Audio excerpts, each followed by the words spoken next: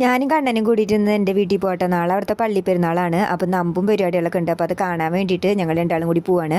അല്ലെങ്കിൽ ഏട്ടൻ കൊണ്ടാക്കുകയാണ് ചെയ്യാറ്. ജോലിക്ക് പോകുമ്പോൾ കൊണ്ടാക്കിയിട്ട് തിരിച്ചു വരുമ്പോൾ എടുക്കുകയാണ് ചെയ്യാറ്. ഇന്ന് ഏട്ടന് പറ്റാത്തതുകൊണ്ട് ഞങ്ങളൊരു ഓട്ടോറിക്ഷ വിളിച്ച് പോകാമെന്ന് വെച്ചു. അപ്പോൾ അവ എല്ലാവർക്കും ടാറ്റയൊക്കെ കൊടുത്ത് ഓട്ടോറിക്ഷയിൽ കയറിയത് അതിൻ്റെ സന്തോഷമാണ് കുട്ടിയുടെ മുഖത്ത് കാണുന്നത്.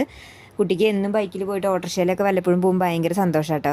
പിന്നെ ഞങ്ങൾ എരുമപ്പെട്ടി എത്തിയപ്പോൾ ഒരു ബേക്കറിയിൽ കയറിയിട്ട് കണ്ണനും പാറുവിനും കുറച്ച് സ്നാക്സും മിഠായിയൊക്കെ മേടിച്ചു. കണ്ണൻ കിൻഡർ ജോയ് വേണമെന്ന് കുറച്ച് പ്രാവശ്യം പറഞ്ഞായിരുന്നു. പിന്നെ അച്ചളപ്പ് മേടിക്കാൻ മോനെ എന്നൊക്കെ പറഞ്ഞ് ഞാൻ അഡ്ജസ്റ്റ് ചെയ്തു. പിന്നെ കുട്ടി വാശിയൊന്നും പിടിച്ചില്ല. പിന്നെ ഈ മിഠായി വാങ്ങിച്ചു കൊടുത്തു.